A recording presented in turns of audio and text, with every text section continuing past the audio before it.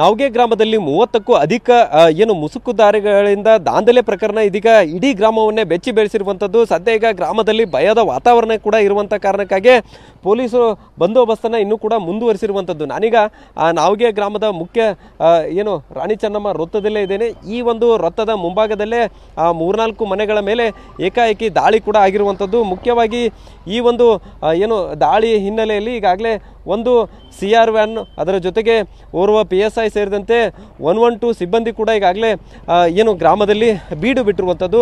ಯಾವುದೇ ರೀತಿಯಾದಂತಹ ಅಹಿತಕರ ಘಟನೆಗಳು ಆಗಬಾರ್ದು ಅನ್ನುವಂಥ ಕಾರಣಕ್ಕಾಗಿ ಈಗ ಸದ್ಯ ಏನು ಪೊಲೀಸ್ ಬಂದೋಬಸ್ತ್ ಒಂದು ಕಡೆ ಆದರೆ ಇನ್ನೊಂದು ಕಡೆ ಗ್ರಾಮದ ಜನರು ಕೂಡ ಬೆಚ್ಚಿ ಬಿದ್ದಿದ್ದಾರೆ.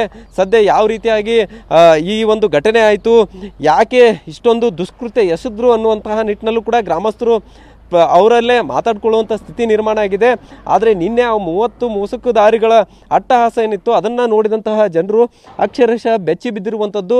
ಸೊ ಏಕಾಏಕಿ ಈ ರೀತಿ ಗ್ರಾಮಕ್ಕೆ ಬಂದು ಅಷ್ಟೊಂದು ಅಟ್ಟಹಾಸ ಮೆರೀತಾರೆ ಅಂದರೆ ಏನು ಪೊಲೀಸರು ಯಾವ ರೀತಿ ಕ್ರಮ ತೆಗೆದುಕೊಳ್ತಾರೆ ಅನ್ನುವಂತಹ ನಿಟ್ಟಿನಲ್ಲೂ ಕೂಡ ಈಗಾಗಲೇ ಗ್ರಾಮಸ್ಥರು ಒಂದು ಹಂತದಲ್ಲಿ ಆತಂಕದಲ್ಲಿರುವಂಥದ್ದು. ಒಟ್ಟಾರೆ ಈಗ ಏನು ನಾವ್ಗೆ ಗ್ರಾಮ ಏನಿದೆ, ಗ್ರಾಮದ ಜನರು ಒಂದು ಕಡೆ ಭಯದಲ್ಲಿದ್ದರೆ ಇನ್ನೊಂದು ಕಡೆ ಗ್ರಾಮದಲ್ಲಿ ಬಿಗಿ ಪೊಲೀಸ್ ಬಂದೋಬಸ್ತ್ ಕೂಡ ಈಗ ಮಾಡಿಕೊಂಡಿರುವಂಥದ್ದು. ಕ್ಯಾಮರಾಮನ್ ಪ್ರತಾಪ್ ಜೊತೆ ಸಹದೇವ್, ಮನೆ TV9 ಬೆಳಗಾವಿ.